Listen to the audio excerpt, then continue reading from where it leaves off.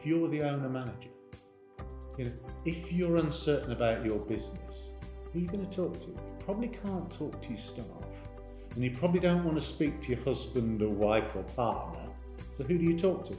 I had a client I picked up, referred to me by another client who actually said, I've told him I wouldn't have a business if it wasn't for you, and he's really in a mess and he needs somebody to talk to. And this guy says, I'm not sure if I continue, but I can't talk to my staff, and I certainly don't want to speak to my wife. And there's a typical example of it's lonely at the top. 5 years later, he actually said in front of his wife and a number of people, if it wasn't for Bill, I wouldn't have a business. But he couldn't say that at the start of his time.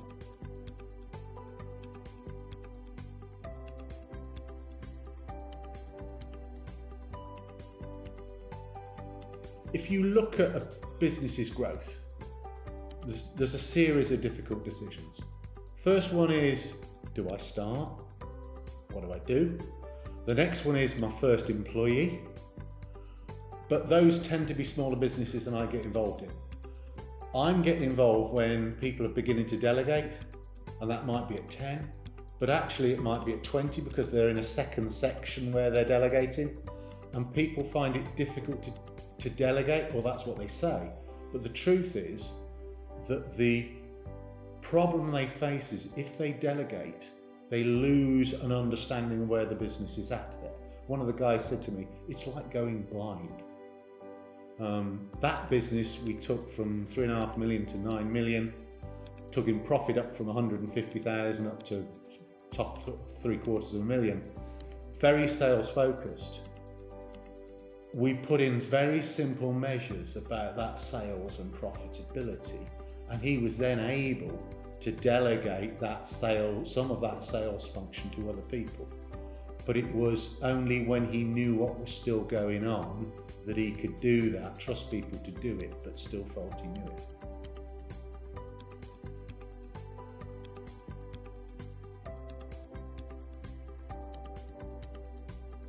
Every business is different.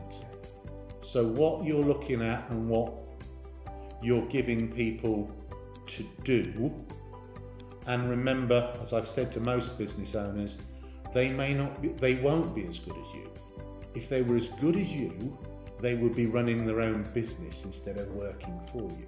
So you've got to understand what they're able to do and get them to do it. And you need to understand that they are doing it. And often that comes from measures. Me, I love simple measures. The simpler they are, the easier it is to have them in place and people to understand them. That one was simply, each order was between £10,000 and £100,000. And if we could understand those orders and the profitability in each of those, it didn't take very many each month, 20, 30, 40. Understanding that kind of number allowed him to take that business from something that was making sub 200,000 profit to excess of 750,000.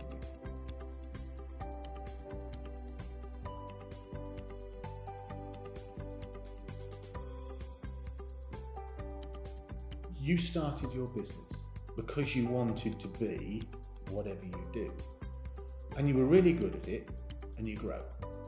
And suddenly you find you're doing all the kind of things you didn't really want to do. Administration, finance, cash, HR. So you've now got to look at how you bring those in. And in a business of 10 to 30 or 40 people, you can't afford to bring them in full time, but you need them. I would say Superman doesn't exist. You can't do all of the things. But learning from what the bigger firms have done in the past of, I'll outsource some of those pieces that aren't totally core, use that in a smaller business. Have somebody like a finance person in 1 day a month, 1 day a week, to top up the experience of the bookkeeper. This is not a replacement, this is extra. But what happens, you bring that in, we bring our skills of the finance, but we also bring our experience across whole sectors of business. So when somebody's talking about, I've got an issue with staff, we've probably seen it somewhere where we can either deal with it or we know where to go to make sure it isn't a problem. You know, talking about sales, you kind of know what's got to be done there. Are you focusing on volume? Are you focusing on quality? You know, and you can start to ask those questions and draw it out. The problem that most business owners have got, another problem they've got, is the urgent always takes priority over the important. Or they've got five screamers and 5 things they should do, and they always do the screamers. People like me help them to get out of the business, look at it, and work out what they're going to do rather than just muddle on this week, next week.